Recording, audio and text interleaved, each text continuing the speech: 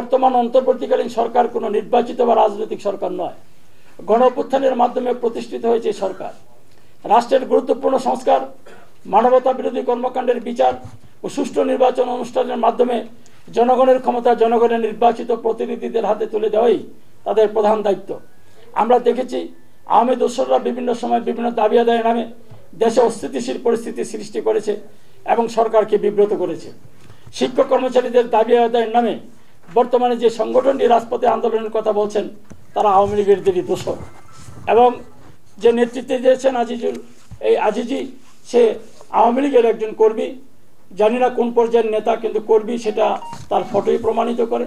এবং সাথে আরেকটি লোকের নাম আছে মাইনুদ্দিন, সে বিভিন্ন জায়গায়, কালকে শিক্ষা উপদেষ্টার দপ্তর থেকে জানতে পারলাম সে নাকি বিএনপি করে। আমরা দেখেছি বিগত দিনে সেই কিসের বিএনপি করে। সম্পূর্ণ এগুলি বিএনপি করার বলারই কি দরকার? এগুলি বলে আপনার বিভিন্ন জায়গায় তারা মানুষকে বিভ্রান্ত করে।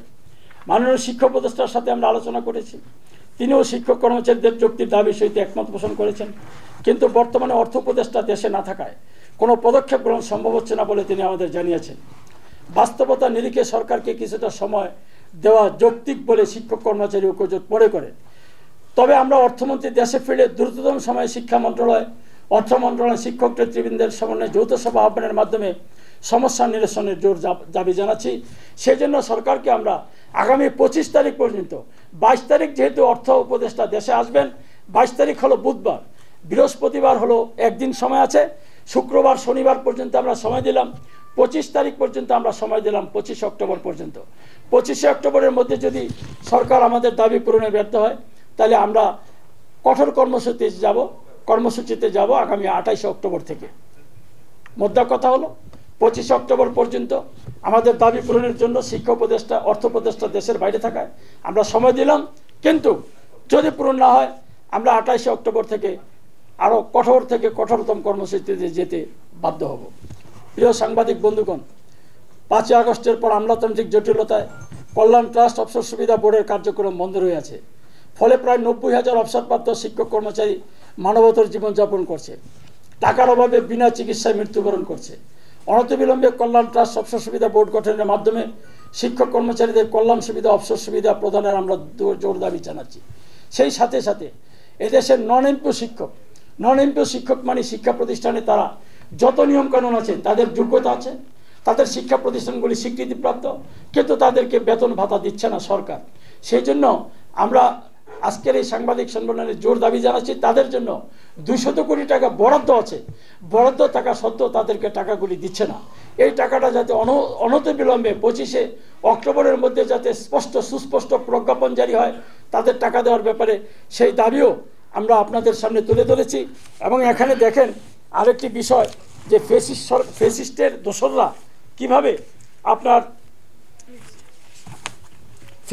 দোসররা কিভাবে বিভিন্ন জায়গায় আপনারা আছেন। এই যে এটা হলো সিনিয়র সচিবের কাছে মহাপরিচালক ব্যান্ডবেজের পক্ষ থেকে আবেদন জানানো হয়েছে একজন আপনার দুর্নীতিবাজ ব্যক্তির বিরুদ্ধে। সে হলো উপপরিচালক প্রশাসন ছিল জাফর আহমেদ, সে ছিল উপপরিচালক প্রশাসন ব্যান্ডবেজের। তার নিচের তলায় হলো অবসর সুবিধা বোর্ডের অফিস। তার দুর্নীতিগুলি কি? তাদের সিদ্ধান্ত হলো ব্যান্ডবেজ অফিস সম্পর্কে বিভিন্ন দপ্তরের সবাই নেতিবাচক মন্তব্য করা এবং অফিসের ভাবমূর্তি নষ্ট করা। উপপরিচালক প্রশাসন হিসাবে দায়িত্ব পালনে অযোগ্য।